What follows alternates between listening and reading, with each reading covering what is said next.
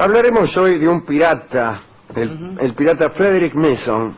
Masson sería porque era francés. No muy conocido, desconocido por el cinematógrafo principalmente, y en consecuencia por casi todos nosotros, ¿no? Pero vale la pena contar esta historia. Nació en Provenza, en la Provenza francesa, a principios del siglo XVIII. Procedía de una familia acomodada, es decir, próspera, sería mejor, ¿no? Había sido educado en las buenas maneras, en el conocimiento de las matemáticas, las humanidades, etcétera. Sus padres querían que siguiera una carrera de armas y procuraron su ingreso en los mosqueteros, aquella compañía que había creado Luis XIII, de la que ha dado cabal cuenta nuestro amigo Dumas en Los Tres Mosqueteros. Con ese propósito fue enviado a la Academia Militar de Anjou, pero a este muchacho Frédéric el lugar no le gustó, las cosas que allí se estudiaban tampoco. A él solo le apasionaban las narraciones que hablaban de nuevos horizontes, de tierras lejanas y exóticas. Además, Masson tenía un pariente que era marinero y era capitán de la fragata Victoria, ¿no? Que acaso podía hacer realidad sus deseos de viajar. El pariente se llamaba Furban. Bueno, consiguió el permiso de su papá y Masson dejó la academia. El viejo le dijo: José, hace lo que quiera. Y pasó a formar parte Frédéric Masson de la tripulación de la fragata Victoria, que estaba en ese momento en el puerto de Marsella. Allí aprendió todos los menesteres de la navegación y recorrió toda la ruta del Mediterráneo. Cuando digo allí, digo a bordo de la fragata Victoria. Un día hicieron una escala en Nápoles, hubo que hacer una reparación y el barco tuvo que quedarse un tiempito allí, de manera que nuestro amigo aprovechó para viajar a Roma y conocer esa ciudad. Se encontró con una Roma muy particular. El Papa era Clemente XI, parece que había mucho libertinaje en Roma y aún en la corte papal. Dicen los historiadores: la resaca del siglo estaba presente en el frenesí vital, en la ostentación de unos vicios que se exaltaban como grandes virtudes. En los clérigos era notoria la falta de recato al revelar sus amoríos. Fíjese, ¿no? Pero era peor todavía que eso. No era solo que unos clérigos tenían amoríos. Había, por ejemplo, señores que se hacían acompañar por falsos ciegos o fingidos paralíticos y ante el pueblo reunido allí en la plaza simulaban milagros. Por ejemplo, le devolvían la salud a los inválidos, es decir, devolvían saludes que nunca se habían perdido. La vista a ciegos que veían perfectamente. Y después le vendían a los incautos ungüentos mágicos, elixires de la juventud, polvos de perlimpimpín, etcétera, etcétera.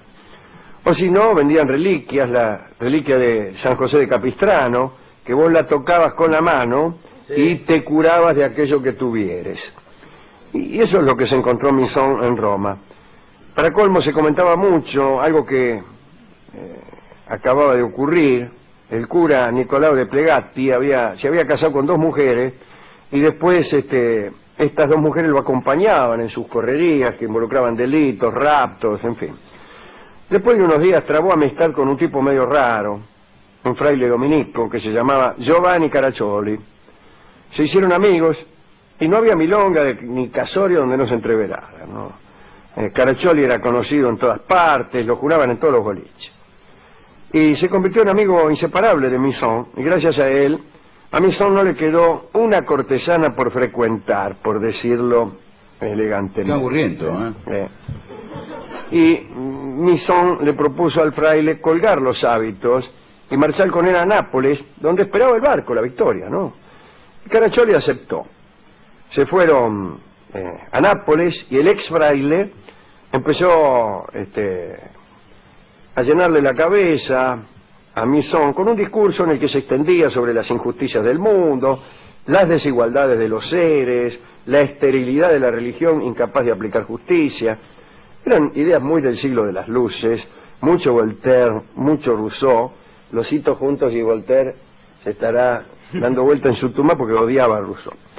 Bueno, mucho vino de Salerno también, porque el ex siervo de Dios era muy aficionado al pensamiento, pero también a las mujeres y al escabio. Llegaron a Nápoles, embarcaron y empezaron a navegar. Iban a Alejandría, iban a Trípoli, a Marsella, y sin quererlo, sin darse cuenta, cada vez que estaban a la deriva, bueno, pirateaban un rato para despuntar el vicio.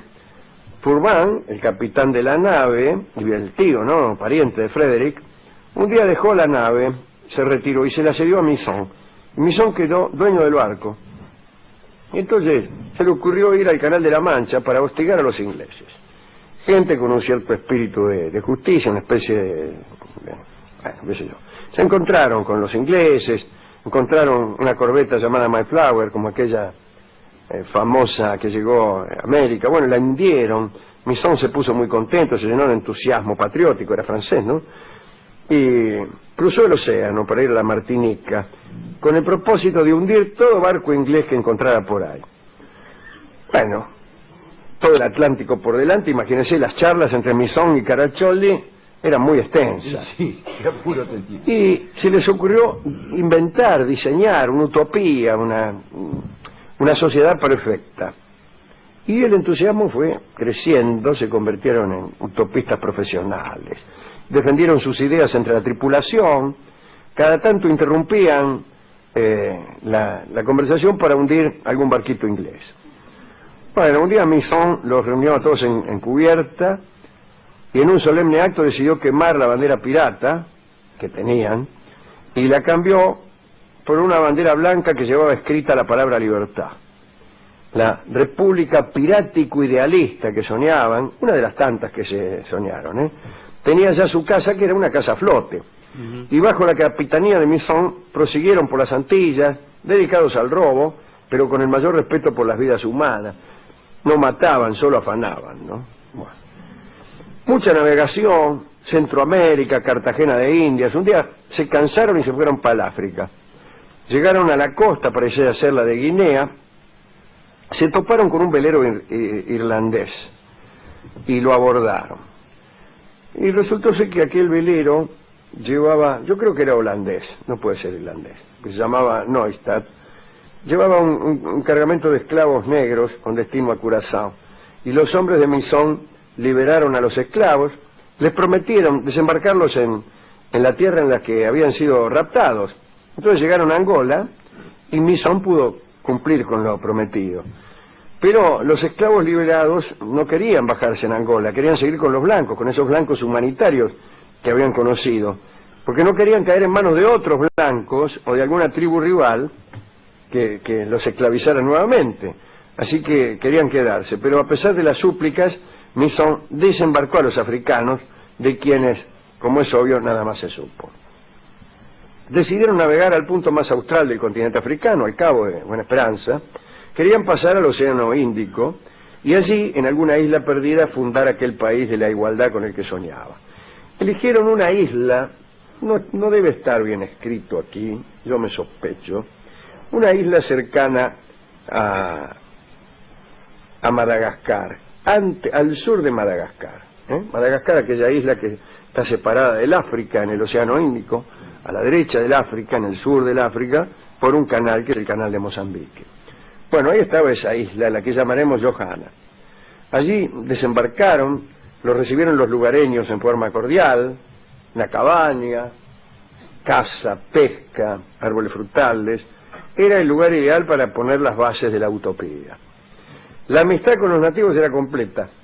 Incluso Misson, poco tiempo después de llegar, se casó con una joven hermana de la reina de la isla, ¿no? Caraccioli los bendijo, aunque ya no era fraile, ni cura, ni nada, pero ¿qué importaba? En aquella república estaba desregulado el sacerdocio.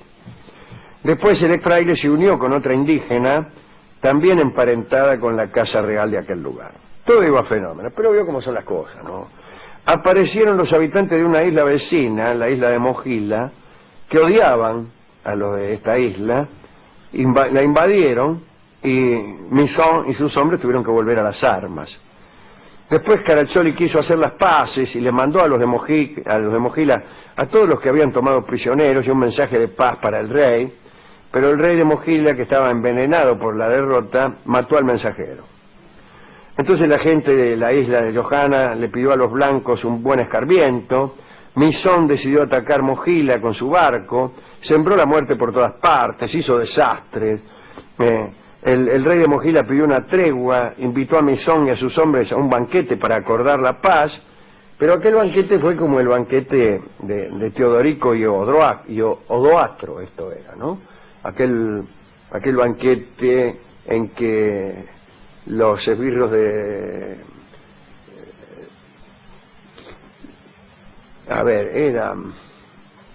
no me puedo acordar quiénes fueron los traidores, pero fue un banquete de paz. Resolvieron sentarse intercaladamente, un soldado de Teodorico, otro de Odoacro, ya me olvidé incluso las tribus a las que pertenecían, y en un punto todos los soldados de Teodorico le clavaron un puñal al que tenían a la derecha, los mataron a todos. Y acá pasó algo parecido, ¿no? El banquete al que los había invitado el rey de Mojila era una trampa, empezaron a matar a todos, se pasó la lucha cuerpo a cuerpo, a Caraccioli lo hirieron en una gamba, finalmente hubo que huir dejando una veintena de muertos sobre las playas. Misón, de vuelta a su isla, reunió un consejo y se decidió a abandonar aquel lugar. No servía para su república de paz. Se embarcaron todos, inclusive las nuevas esposas, y se fueron a Madagascar. Allí descubrieron unas playas llanas y bautizaron el país como Libertalia y abolieron todo rastro de nacionalismo, borraron todo origen francés, inglés o portugués del nacimiento. Quisieron crear también una nueva lengua. El dinero se guardó en un fondo común y solo se utilizaba como vehículo transaccional. Bueno, como que otra cosa lo va a usar. La tierra era de todos. Como había riesgo de ataques piratas, se construyeron defensas, se eligió a Misón gobernador, a Caraccioli secretario de Estado, y no hubiéramos tenido más noticias de esta comunidad realmente si no hubiera aparecido un personaje, el capitán Thieu, que era un pirata verdadero, del cual ya hablaremos, estuvo en otros lugares. Un pirata profesional, no tenía ninguna cuestión libertaria en el marote. Con autorización del gobernador de las Bermudas, navegaba por el Índico, trabajando de pirata contra pirata, y gracias a Thieu se tuvo noticia completa de cómo terminó aquella colonia de Misón. Parece que establecida la colonia Misón al mando de un barquito que habían hecho con lo que quedaba de la fragata Victoria, le pusieron Liberty, o Liberty será, aquí está escrito con I latina, es Liberty evidentemente. Hizo algunas expediciones, ¿no? Un barquito hicieron. ¿Para qué? Y bueno, para aprovisionarse, y en una de esas navegaciones se cruzó con el capitán Thieu. El encuentro fue bueno, Misón lo invitó al capitán Thieu a la colonia, le ofrecieron quedarse con el cargo de almirante guardacostas a cargo de la defensa, pero Thieu se rehusó.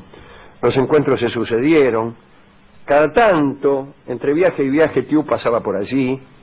En el último de esos encuentros, Thieu iba a Libertalia y se encontró en el camino con el barquito, con el Liberty, que también iba para allá.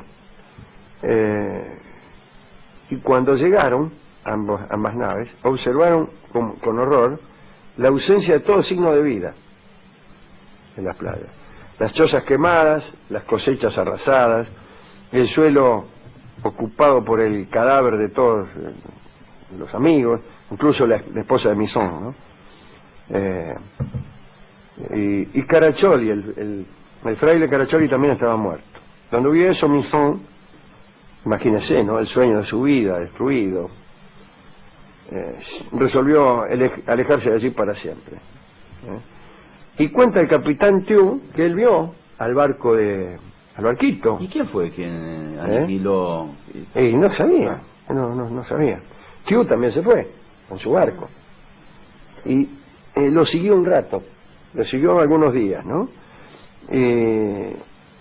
Parece que él, Thieu cuenta que Misson quería ir a Nueva Inglaterra. Cuando se acercaron a las latitudes del Cabo de Buena Esperanza, vino una terrible tormenta, que son muy frecuentes allí. Los dos barcos empezaron a bambolearse de un lado para otro, y en un momento dado el barquito de Misson dejó de verse para siempre. Cuando Thieu arribó a Inglaterra, hizo un informe sobre el naufragio del Liberty, allá en el año 1730. Y así terminó la utopía de Misson, ¿no? No solo la utopía de Misson, sino la vida de Misson. No me diga que no es una historia muy linda, sí, la de un pirata ladrón con ideas justicieras, ¿no?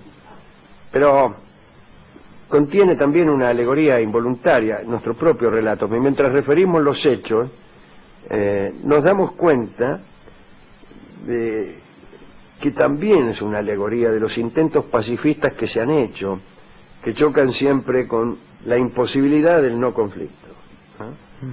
La vida es tan compleja que la guerra a veces es inevitable.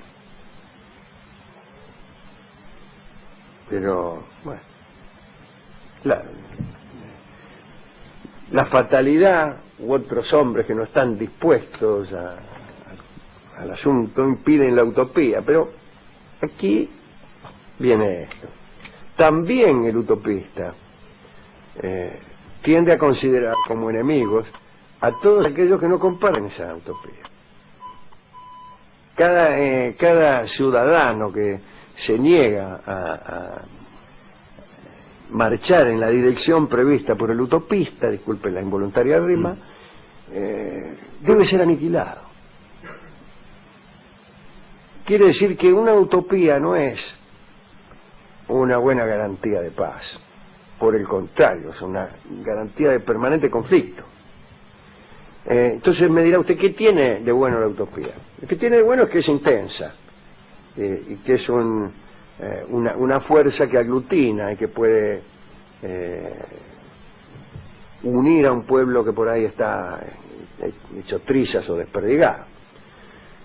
Y lo que tiene de malo es que es lo que yo acabo de decir, más algunas otras cosas. Por ejemplo, que para tener una utopía hay que creer que el mundo es perfectamente explicable y susceptible de ser descrito con precisión, y que tiene una evolución que se puede discernir. Eso ya es mucho pedir. Pero, en segundo lugar, una utopía no admite cambios de idea. Si sucede una catástrofe, se alteran los mares, se alteran las cosechas, se alteran las circunstancias sociales.